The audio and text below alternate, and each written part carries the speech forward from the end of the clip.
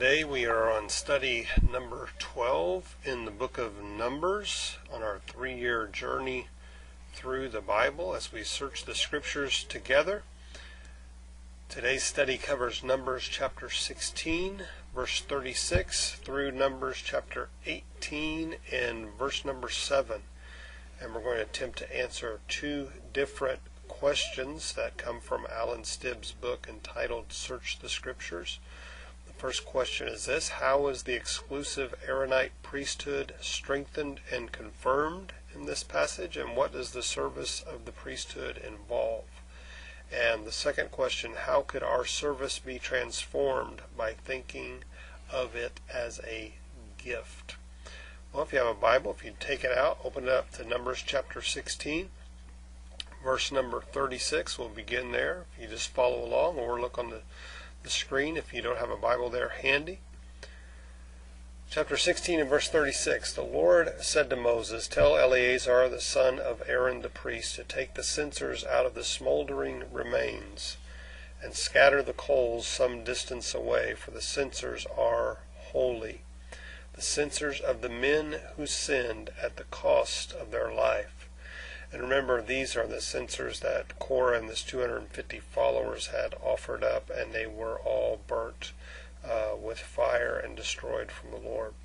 Hammer the censers into sheets to overlay the altar, for they were presented before the Lord and have become holy. Let them be a sign to the Israelites.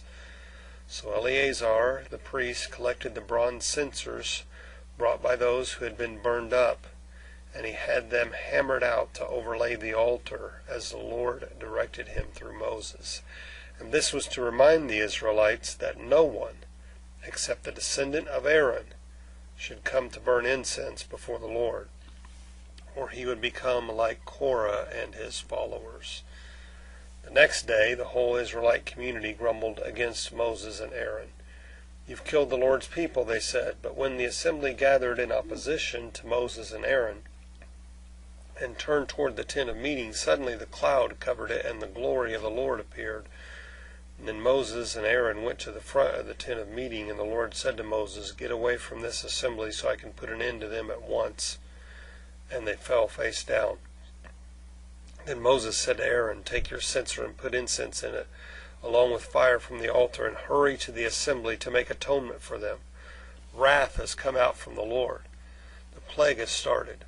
So Aaron did as Moses said and ran into the midst of the assembly, and the plague had already started among the people. But Aaron offered the incense, and he made atonement for them.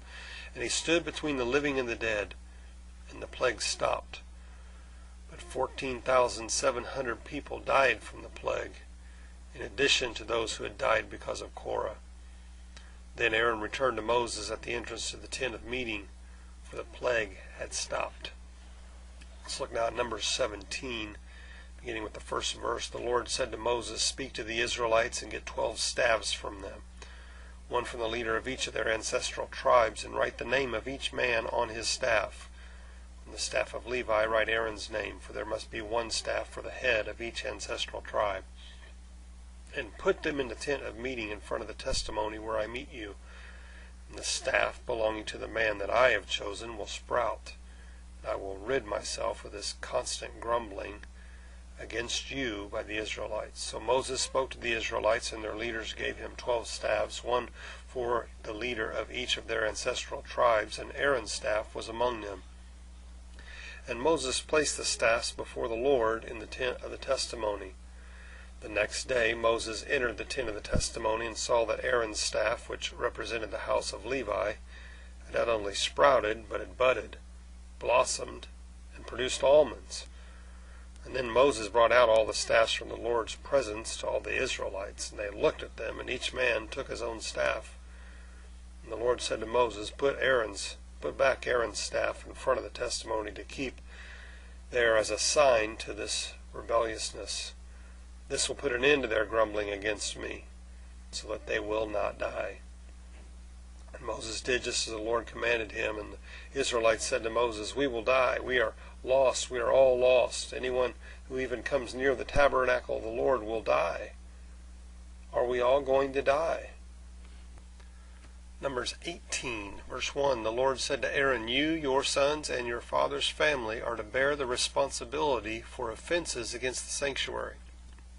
And you and your sons alone are to bear the responsibility of offenses against the priesthood. Bring your fellow Levites from your ancestral tribe to join you and assist you when you and your sons minister before the tent of testimony.